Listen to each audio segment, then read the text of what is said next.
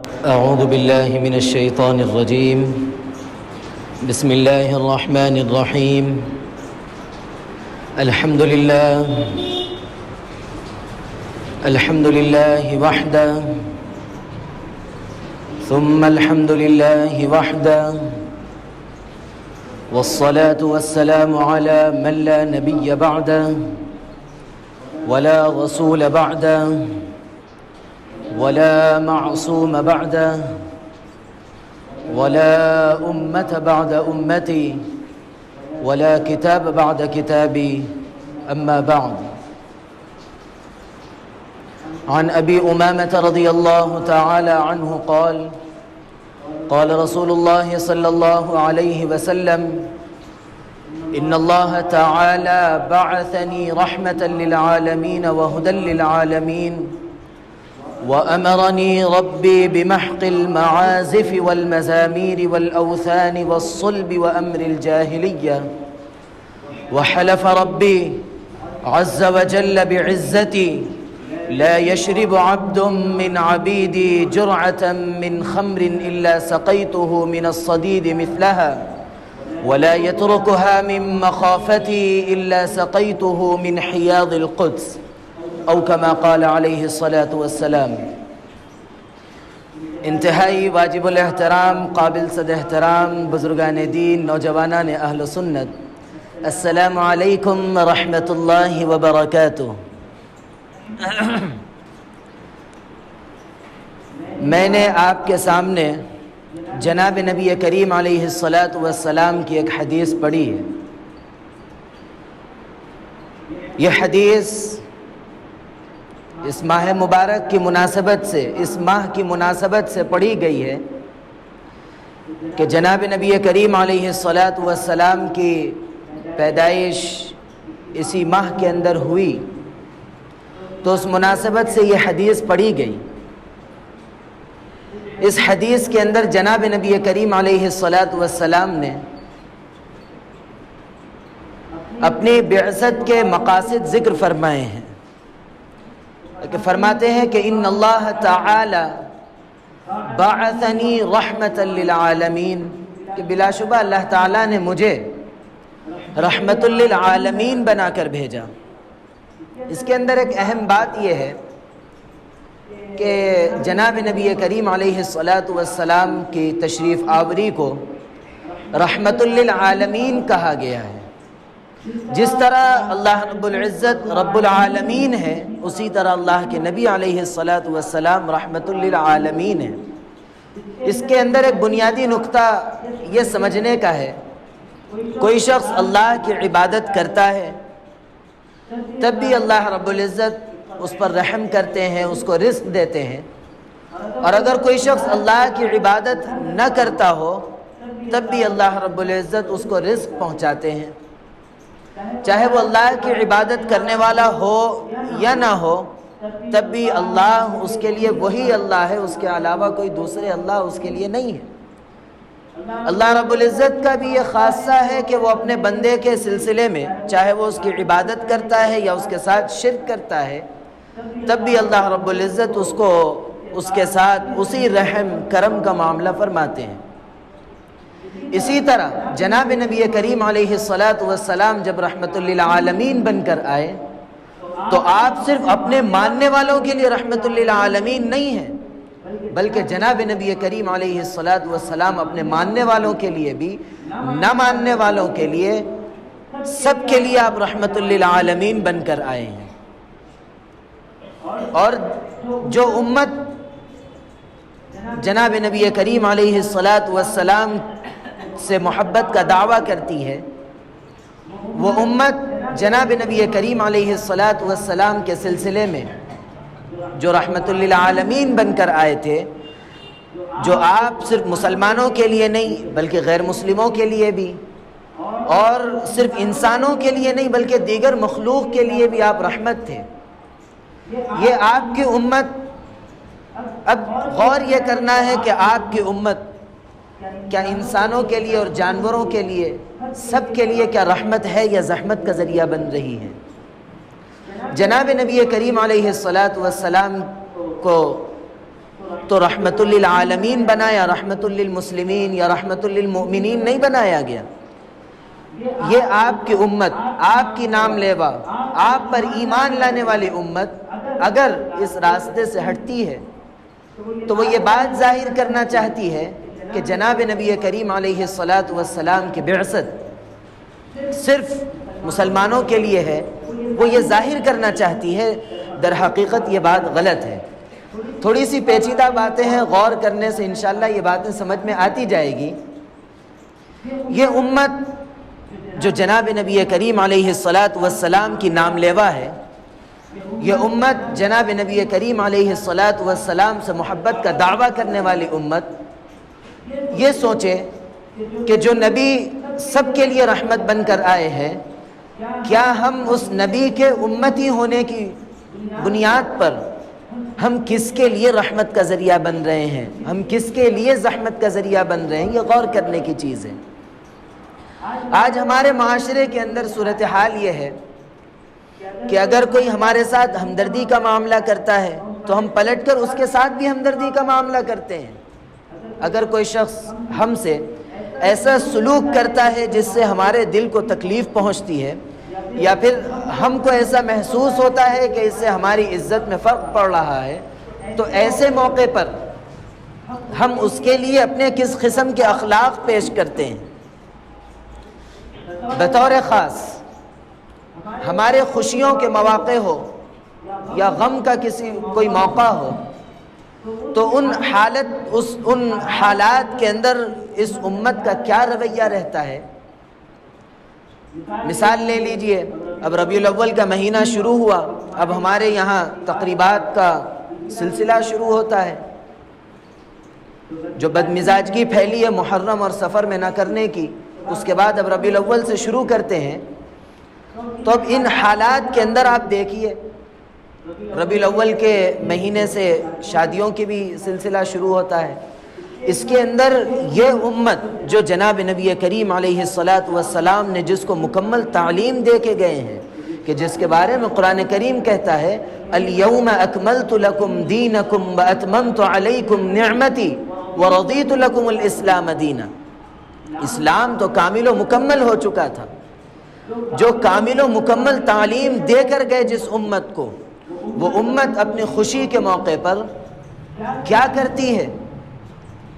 یہ امت اپنے خوشی کے موقع پر دوسروں کے خوشیوں کو مار کر اپنی خوشی کو پورا کرتی ہے۔ آپ غور کیجئے، شادی کے موقع پر جو جہیز کے جو مطالبات آتے ہیں، کس قسم کے مطالبات آتے ہیں کہ اس وقت صورتحال یہ ہوتی ہے، سب سے پہلے تو اپنی جتنی جمع پونجی ہے، جتنا وہ جمع کیا ہوا ہے، جتنا وہ کمایا ہوا ہے، وہ تو خرچ ہوتا ہی ہوتا ہے، ساتھ ہی ساتھ وہ قرضوں میں بھی ڈوبنے لگتا ہے۔ ایسی صورتحال آتی ہے۔ وجہ کیا ہے؟ ہم نے اپنے معاشرے کو وہ رخ دیا ہے کہ جس سے ہم معاشرے کے لیے رحمت بننے کے بجائے ہم زحمت کا ذریعہ بنتے ہیں۔ اگر اسی چیز کو اگر ہم ختم کر دیں، ایک چیز یہ ذہن میں رکھے، لوگ دلیل بھی دیتے ہیں اس کو، کہ حضرت فاطمہ رضی اللہ عنہ کو اللہ کے نبی علیہ السلام جہیز دیے تھے۔ یہ عموماً یہ بات سامنے آتی ہے، حالانکہ حقیقت یہ نہیں ہے، بلکہ حقیقت یہ ہے کہ اللہ کے نبی علیہ السلام کے دادا کا انتقال ہونے کے بعد آپ کی پرورش کے لیے آپ کے چچاؤں میں سے کوئی آگے نہیں بڑھ رہا تھا۔ وہ یہ سوچ رہے تھے کہ اگر ہم آگے بڑھیں تو ہم کو اس بچے کو پالنے کی وجہ سے دنیاوی اعتبار سے کیا دولت ملے گی، ہم کو کیا ملے گا؟ کچھ نہیں، تو پھر اس لیے ہم کو کیا ضرورت ہے ان کی پرورش کی؟ تو ہر کوئی پیچھے ہٹا۔ لیکن اس وقت ابو طالب آگے بڑھے، حالانکہ ابو طالب کی صورتحال یہ تھی کہ وہ اپنے بچوں کی خود برابر پرورش نہیں کر پا رہے تھے، وہ اتنی تنگی ترشی میں چل رہے تھے، تب بھی جناب نبی کریم علیہ السلام کے سر پر دست شفقت رکھا۔ تو اس کے بعد اللہ کے نبی علیہ السلام کو یہ احساس ہوا کہ اتنی تنگی ترشی کے باوجود بھی جناب نبی کریم علیہ السلام کی وہ پرورش کر رہے ہیں، اس کا احساس جب آپ کو ہوا تو آپ کچھ بکریاں چرانے لگے اور جو کچھ جمع ہوتا تھا وہ آپ اپنے چچا ابو طالب کو دیا کرتے تھے۔ جناب نبی کریم علیہ الصلاۃ والسلام اتنے بچپن میں بھی یہ احساس رکھتے تھے۔ بہرحال ابو طالب کے اس احسان کے بدلے میں اللہ کے نبی علیہ الصلاۃ والسلام نے حضرت علی رضی اللہ عنہ کی پرورش کی اس احسان کے بدلے میں۔ تو جب حضرت علی رضی اللہ عنہ کی پرورش کی تو آپ کے ہر قسم کی جو ضروریات ہوتی تھی جناب نبی کریم علیہ الصلاۃ والسلام اس کو پورا فرمایا کرتے تھے۔ اور پھر جب شادی کا وقت آیا تو آپ ایک ذمہ دار ہونے کی بنیاد پر اور ایک سرپرست ہونے کی بنیاد پر آپ نے حضرت علی کے لیے، حضرت فاطمہ کے ذریعے سے نہیں بلکہ حضرت علی رضی اللہ عنہ کی طرف سے اپنے ذمہ دار اور سرپرست ہونے کی بنیاد پر پہلے انتظامات کیے۔ اس کے بعد ہمارے پاس بھی یہی ہوتا ہے، جب بیٹے کی شادی کرتے ہیں تو سب گھر کو جماتے ہیں، اس کے بعد پھر آگے بڑھتے ہیں۔ تو اسی طرح اللہ کے نبی علیہ الصلاۃ والسلام نے حضرت علی کے لیے گھر کو جمایا، ہر قسم کے سہولیات، ضروریات جو کچھ بھی ہے اس کو پورا کیا۔ تو اب یہ چیز ذہن میں رکھے کہ اللہ کے نبی علیہ الصلاۃ والسلام نے حضرت فاطمہ کی وجہ سے نہیں دیا ہے جو سامان دیا ہے، بلکہ اللہ کے نبی علیہ الصلاۃ والسلام نے جو سامان دیا ہے وہ حضرت علی رضی اللہ عنہ کی طرف سے دیا ہے، اس وجہ سے کہ وہ حضرت علی کے سرپرست تھے۔ بہرحال یہ چیز اب سامنے آ گئی۔ اب ہماری صورتحال یہ ہے کہ ہم ان شادی کے موقع پر جو ہماری صورتحال ہوتی ہے کیا ہوتی ہے؟ وہ صورت جس کو جناب نبی کریم علیہ الصلاۃ والسلام کے بعثت کے مقاصد میں سے آئندہ آئے گا وہ بھی ہے کہ ڈھول تاشے، گانے بجانے کے آلات کو ختم کرنے کے لیے جناب نبی کریم علیہ الصلاۃ والسلام کی بعثت ہوئی تھی۔ آج یہ امت اپنی خوشی کے موقع پر اتنا ہنگامہ کرتی ہے، یہ سوچے وہ تو ہنگامہ کرتی ہوئی گزر جاتی ہے، بارات لے کر چلے جاتے ہیں، اس غریب بچی اور اس یتیم بچی کا سوچئے جو اپنے پیسے نہ ہونے کی وجہ سے، غربت کی وجہ سے یا باپ کے نہ ہونے کی وجہ سے گھر میں بن بیاہی بیٹھی ہے، اگر وہ اپنے تکیے میں منہ ڈال کر اگر رو دے تو اللہ کی طرف سے یہ بھی فیصلہ آ سکتا کہ ان دونوں کے درمیان سے محبت ختم کر دی جائے۔ آج ان خرافات والی دعوتوں میں، ان خرافات والی شادیوں میں کیا ہوتا ہے؟ محبت کتنے دن برقرار رہتی ہے؟ اس کی وجہ یہی ہے کہ وہ دوسرے کو اذیت دے کر، ایک تکلیف پہنچا کر، ایک تو وہ اس اعتبار سے تکلیف دے رہا ہے اور جس راستے سے گزر رہا ہے کون کس حال میں اس کو کوئی پرواہ نہیں ہوتی ہے، اور وہ ایسے ایسے حالات سے گزرتا ہے کہ وہ ہر شخص کو تکلیف دیتا ہوا گزرتا ہے۔ تو اس وجہ سے ہمارے شادیوں کے اندر جو آگے چل کر جو محبت برقرار نہیں رہتی اس کی بنیادی وجہ یہ بھی بنتی ہے۔ بہرحال جناب نبی کریم علیہ الصلاۃ والسلام کی بعثت کا سب سے پہلے مقصد یہ تھا کہ آپ رحمت للعالمین بن کر آئے تھے۔ آپ صرف انسانوں کے لیے نہیں بلکہ آپ اللہ کی ہر مخلوق کے لیے رحمت بن کر آئے تھے، لیکن آپ انسانوں کے لیے ہدی للعالمین بن کر آئے تھے، آپ ہدایت کا ذریعہ بن کر آئے تھے۔ جب آپ ہدایت کا ذریعہ بن کر آئے، جب آپ امت کے اندر دین کی دعوت لے کر آگے بڑھے تو آپ کو طائف کا بھی سامنا کرنا پڑا، شعب ابی طالب کا بھی سامنا کرنا پڑا، اور پھر اسی طرح متعدد غزوات پیش آئے۔ ایسا نہیں ہوا کہ جناب نبی کریم علیہ الصلاۃ والسلام اللہ کا نام لے کر آگے بڑھے ہوں، اللہ کے نبی کا استقبال ہوا ہو، ایسا نہیں ہوا، بلکہ آپ کے ساتھ ایسے ایسے حالات آئے، ایسے ایسے مصائب آئے جن کو پورا کر کر آپ آگے بڑھے۔ ان مصائب کو جھیلنے کے بعد آج وہ دین ہم تک پہنچا ہے۔ آج اس دین کا یہ امت کس طرح کھلواڑ کر رہی ہے۔ اللہ کے نبی علیہ الصلاۃ والسلام سے محبت ایک بنیادی چیز ذہن میں رکھیے کہ اللہ کے نبی علیہ الصلاۃ والسلام سے محبت اللہ کے نبی کی پسند کے مطابق کرنا چاہیے تو وہ سچی محبت ہوگی۔ اس کے بعد اللہ کے نبی علیہ الصلاۃ والسلام فرماتے ہیں کہ وَأَمَرَنِي رَبِّي بِمَحْقِ الْمَعَازِفِ وَالْمَزَامِيرِ وَالْأَوْثَانِ وَالصُّلْبِ وَأَمْرِ الْجَاهِلِيَّةِ۔ اس کے اندر اللہ کے نبی علیہ الصلاۃ والسلام نے ارشاد فرمایا کہ اللہ رب العزت نے مجھے حکم دیا 4 چیزوں کو ختم کرنے کا۔ سب سے پہلا حکم یہ دیا کہ بمحق المعازف ڈھول تاشوں کو ختم کرنے کا حکم دیا کہ امت کے اندر سے ڈھول تاشوں کو ختم کیا جائے۔ اللہ کے نبی علیہ الصلاۃ والسلام کی بعثت کا یہ مقصد ہے۔ آج ہماری صورتحال کیا ہے؟ ذرا سوچئے، غور و فکر کیجئے کہ جو مقصد، جو تعلیم اللہ کے نبی علیہ الصلاۃ والسلام لے کر آگے بڑھے تھے، جس کے لیے آپ مصائب اور مشقتوں کا سامنا کیے تھے، آج وہ امت اللہ کے نبی کی لائی ہوئی تعلیم کو پیروں تلے رون کر اپنی خوشیوں کو پورا کرتی ہے۔ کس طرح پھر ہم دعویٰ کرتے ہیں کہ ہم اللہ کے نبی علیہ الصلاۃ والسلام سے محبت کرتے ہیں؟ جو چیز اللہ کے نبی علیہ الصلاۃ والسلام لے کر آگے بڑھے، جس کو لے کر آگے بڑھنے کی وجہ سے آپ پر مصائب، مصیبتوں کا سامنا کرنا پڑا، مشکلات کا سامنا کرنا پڑا، ان مشکلات کے، مصائب کے باوجود آپ جس چیز کو لے کر آگے بڑھے، آج وہی امت جو آپ سے محبت کا دعویٰ کرتی ہے، وہ آپ کے نام کے ساتھ ان چیزوں کو جوڑتی ہے۔ کہاں تک ہم محبت کے اندر آگے بڑھ رہے ہیں؟ ایسا نہ ہو کہ ہماری یہ محبتیں گستاخیوں کی طرف چلے جائیں۔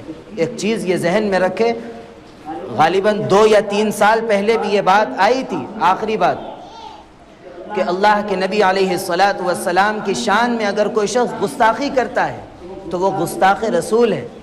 کوئی آپ کی شان میں نازیبہ کلمات اگر کہتا ہے تو وہ جناب نبی کریم علیہ الصلاۃ والسلام کا گستاخ ہے، ہم مانتے ہیں۔ اور اسی طرح آپ یہ چیز بھی ذہن میں رکھے کہ جناب نبی کریم علیہ الصلاۃ والسلام کی سنتوں کو پیروں تلے روندنے والا بھی اسی طرح گستاخ ہے۔ یہ ذہن میں رکھے اچھی طرح، بات بھلے ہی سمجھ میں نہ آئے لیکن اس کو بار بار سوچئے کہ اللہ کے نبی کی سنتوں پر ہم کتنا عمل کر رہے ہیں، ہم کتنا اللہ کے نبی علیہ الصلاۃ والسلام کی سنتوں کو چھوڑ رہے ہیں، ہم کیا کر رہے ہیں۔ غور و فکر کرنے کا مقام ہے۔ ایسا نہ ہو کہ ہم اللہ کے نبی کا نام بھی لیتے رہیں اور ہم آپ کو تکلیف پہنچانے کا ذریعہ بھی بنتے رہیں، ایسا نہ ہو۔ اللہ رب العزت بقیہ جو حدیث ہے وہ انشاءاللہ آئندہ اس کی تفصیل آئے گی۔ جو کہا گیا، جو سنا گیا، اللہ رب العزت اسے قبول فرمائے۔ اللہ رب العزت ہم سب کو جناب نبی کریم علیہ الصلاۃ والسلام سے سچی محبت کرنے کی توفیق عطا فرمائے اور سچی محبت ہمارے دلوں میں ڈال دے۔ اللہ رب العزت کہنے، سننے، لکھنے، پڑھنے سے زیادہ عمل کی توفیق عطا فرمائے۔ عمل کی باتوں پر عمل کرنے، بچنے کی باتوں سے بچنے اور عقیدے کی باتوں پر عقیدہ رکھنے کی توفیق عطا فرمائے۔ آمین۔ وآخر دعوانا ان الحمد للہ رب العالمین۔